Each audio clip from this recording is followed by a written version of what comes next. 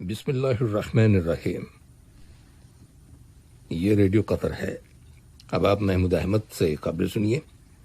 ابتدا میں پیش خدمت ہیں اہم خبروں کی سرخیاں۔ قطر نے لیبیا میں مستقل جنگ بندی کے سمجھوتے سے متعلق لیبیا کے لیے اقوام متحدہ کے سپورٹ مشن کے اعلان کا خیر مقدم کیا ہے۔ وزارت صحت نے کہا ہے کہ ملک کے اندر کرونا وائرس کے مزید 271 مریض صحتیاب ہو جانے کے بعد شفا پانے والے افراد کی مجموعی تعداد اب 1,27,599 ہو گئی ہے۔ امریکی صدر نے کہا ہے کہ سوڈان اور اسرائیل کے درمیان معمول کے سفارتی تعلقات بہت جلد قائم ہو جائیں گے، اور امریکہ کے محکمہ دفاع نے روسی ساخت کے S-400 میزائل سسٹم کا تجربہ کرنے پر ترکی کی حکومت کی مذمت کی ہے۔ یہ تھیں اہم خبروں کی سرخیاں۔ لیجیے اب آپ تفصیل سے خبریں سنیے۔ قطر نے لیبیا میں مستقل جنگ بندی کے سمجھوتے سے متعلق لیبیا کے لیے اقوام متحدہ کے سپورٹ مشن کے اعلان کا خیر مقدم کیا ہے۔ وزارت خارجہ کی جانب سے ایک بیان جاری کیا گیا ہے جس میں لیبیا کے لیے اقوام متحدہ کی ایلچی کی کوششوں کی تعریف کی گئی ہے، اور اس امید کا اظہار کیا گیا ہے کہ یہ سمجھوتا دیر پا اور مؤثر ثابت ہوگا۔ وزارت خارجہ کے بیان میں قطر کی ان خواہشات کا بھی اظہار کیا گیا ہے کہ اس سمجھوتے سے لیبیا کے بحران کا سیاسی حل ممکن ہوگا، لیبیا کی وحدت اور سالمیت کی حفاظت کی جا سکے گی، لیبیا کے برادر عوام کے حقوق کا تحفظ ہوگا، ملک کے اندر قانون کی بالادستی قائم ہو جائے گی، اور یہ سول اداروں کا ملک بن جائے گا۔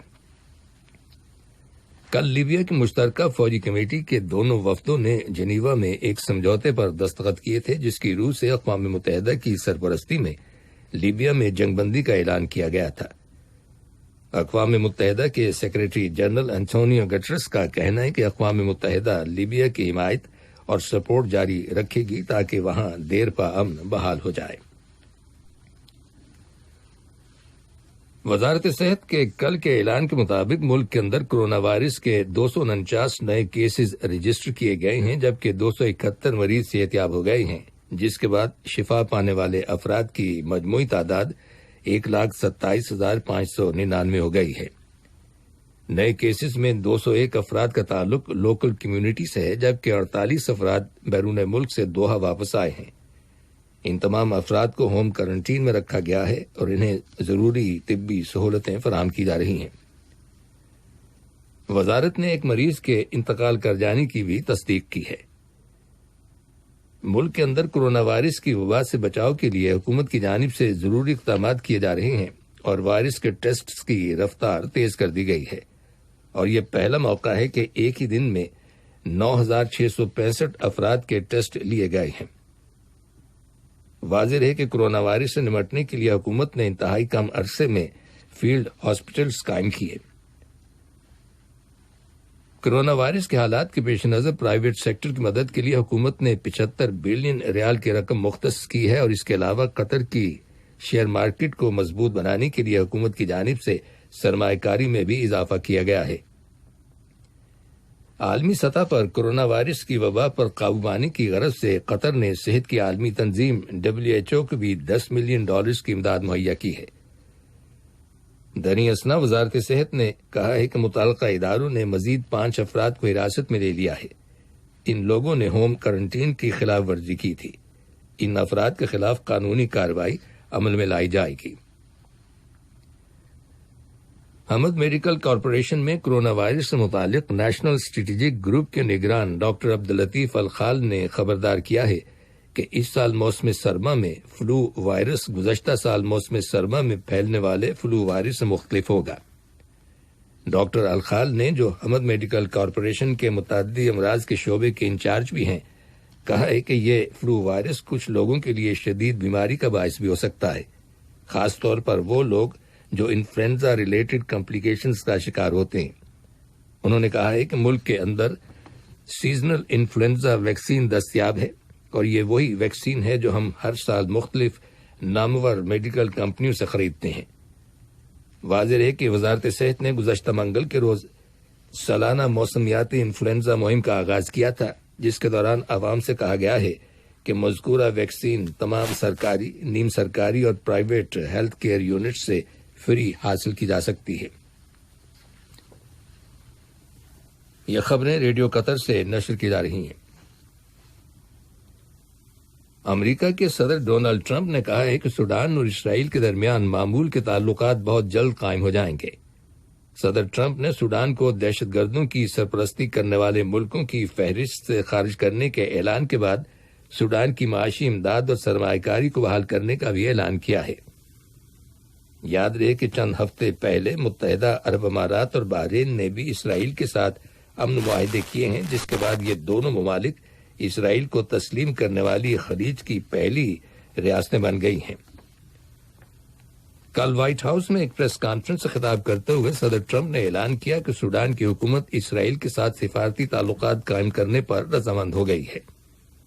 فلسطینی پریزیڈنسی نے سوڈان اور اسرائیل کے درمیان سفارتی تعلقات قائم کیے جانے کی خبر پر کڑی تنقید کی ہے۔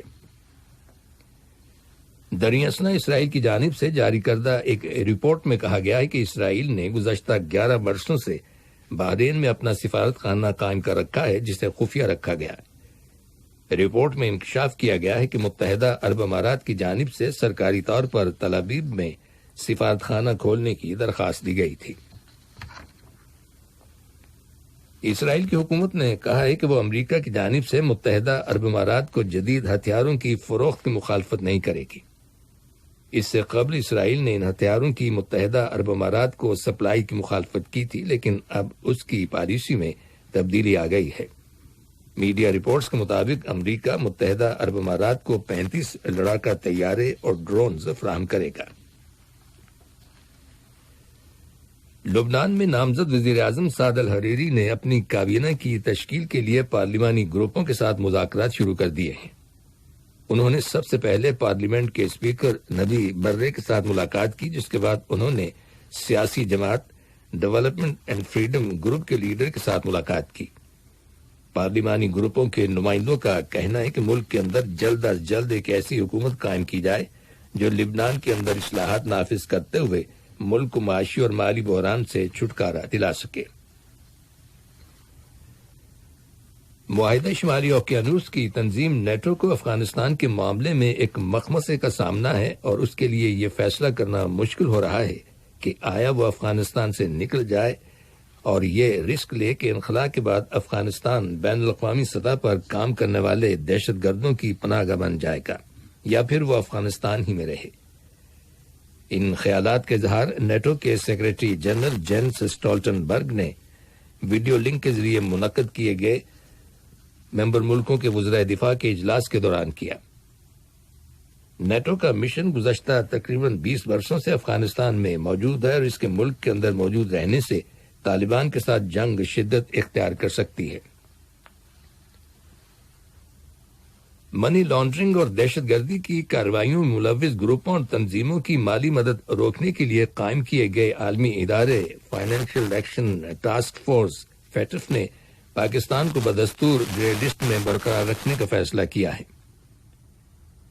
پاکستان کے لیے مقرر کردہ اہداف پر عمل درآمد سے متعلق رپورٹ کا جائزہ لینے کے بعد فیٹف کا اب اگلے سال فروری میں اجلاس ہوگا، جس میں پاکستان کو گرے لسٹ سے نکالنے کے بارے میں کوئی فیصلہ کیا جائے گا۔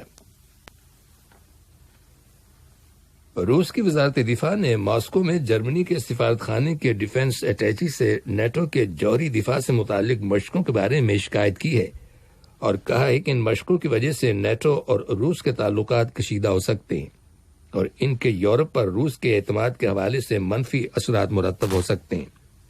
کل ماسکو میں جرمنی کے سفارت خانے کے ڈیفنس اٹیچی کو روس کی وزارت دفاع میں طلب کیا گیا اور انہیں احتجاجی مراسلہ دیا گیا۔ امریکہ کے محکمہ دفاع نے روسی ساخت کے S-400 میزائل سسٹم کا تجربہ کرنے پر ترکی کی حکومت کی مذمت کی ہے، اور کہا ہے کہ یہ انقرہ حکومت کی نیٹو کے ساتھ وابستگی کی خلاف ورزی ہے، اور اس سے دونوں ملکوں کے تعلقات خراب ہو سکتے ہیں۔ آخر میں اہم خبروں کی سرخیاں ایک بار پھر سن لیجیے۔